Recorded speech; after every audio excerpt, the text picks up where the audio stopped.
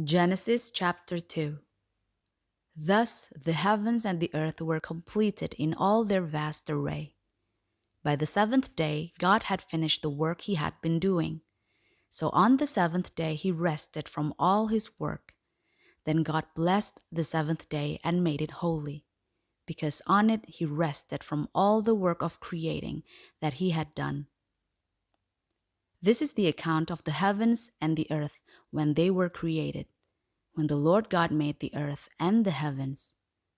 Now no shrub had yet appeared on the earth, and no plant had yet sprung up, for the Lord God had not sent rain on the earth, and there was no one to work the ground. But streams came up from the earth and watered the whole surface of the ground. Then the Lord God formed a man from the dust of the ground and breathed into his nostrils the breath of life, and the man became a living being. Now the Lord God had planted a garden in the east, in Eden, and there he put the man he had formed. The Lord God made all kinds of trees grow out of the ground, trees that were pleasing to the eye and good for food.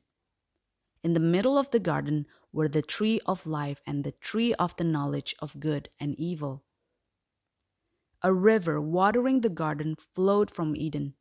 From there it was separated into 4 headwaters. The name of the first is the Pishon.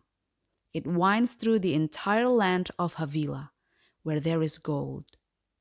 The gold of that land is good. Aromatic resin and onyx are also there.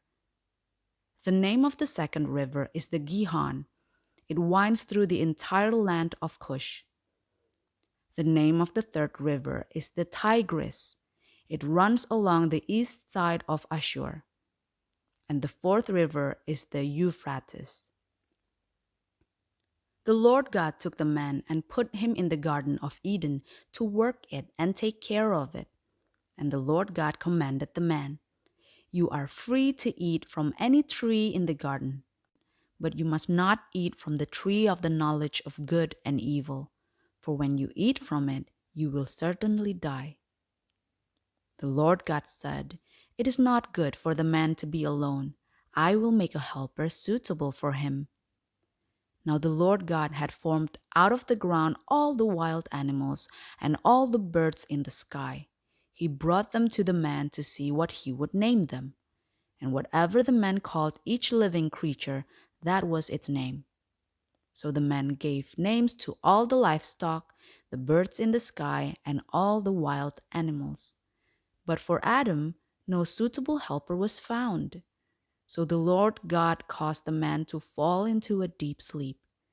And while he was sleeping, he took one of the man's ribs and then closed up the place with flesh. Then the Lord God made a woman from the rib he had taken out of the man, and he brought her to the man. The man said, "This is now bone of my bones and flesh of my flesh. She shall be called woman, for she was taken out of men."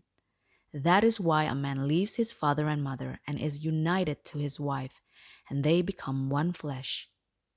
Adam and his wife were both naked, and they felt no shame.